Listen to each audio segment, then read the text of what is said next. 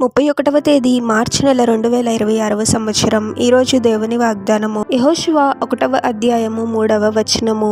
మీరు అడుగుపెట్టు ప్రతి స్థలమును మీకిచ్చుచున్నాను. సహోదరి సహోదరులారా, ఆశీర్వదించి అభివృద్ధి పరిచే గొప్ప దేవుడు మన ప్రభు మన కోసము గొప్ప ఆశీర్వాదమును సిద్ధపరిచినప్పటికీ వాటిని పొందుకోవడానికి ముందు మనము విశ్వాసమును కలిగి ఉండాలి. మనలో చాలా మంది ఆశీర్వాదములను పొందుకోవడానికి త్వరపడతాము, కానీ విశ్వాసంతో ముందడుగు వేయము. ఉదాహరణకు, ప్రభువే మనల్ని ఒక స్థలానికి వెళ్ళు, అక్కడ నిన్ను ఆశీర్వదిస్తాను అని చెప్పినప్పుడు, లేదా ఈ కార్యాన్ని మొదలుపెట్టు, నేను నీకు తోడుగా ఉండి ఆశీర్వదిస్తాను అన్నప్పుడు, ఆశీర్వాదం దాగి ఉంది అని తెలిసినప్పటికీ కూడా ముందుకు వెళ్ళడానికి మనము ఆలోచిస్తూ భయపడుతూ ఉంటాము. ఆ స్థలానికి వెళితే నాకేమవుతుందో, లేదా ఈ కార్యాన్ని మొదలు పెడితే నాకు నష్టం కలుగుతుందేమో, ఏదైనా కీడు జరుగుతుందేమో అని ఆలోచిస్తూ భయపడుతూ అక్కడే ఉంటాము, కానీ విశ్వాసంతో ముందడుగు వేయము. ప్రభు మనకు వాగ్దానం చేశాడు అంటే దానిని తప్పకుండా నెరవేరుస్తాడు.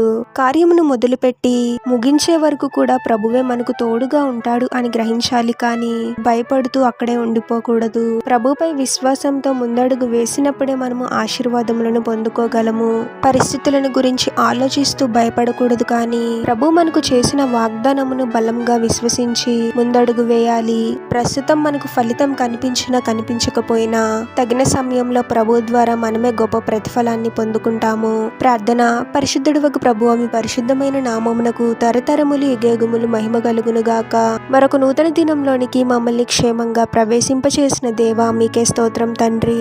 మీరు మమ్మల్ని ఆశీర్వదిస్తాను అని వాగ్దానం చేసినప్పటికీ అవిశ్వాసంతో ఉండేవారముగా మేము ఉండకూడదు తండ్రి. మా ఇష్టాలకు కాదు, కానీ మీ చిత్తానికే ప్రాముఖ్యత ఇస్తూ మీరు చెప్పినది చెప్పిన విధంగా చేసేవారముగా మేము ఉండాలి ప్రభువా. అటువంటి కృపను అనుగ్రహించండి తండ్రి.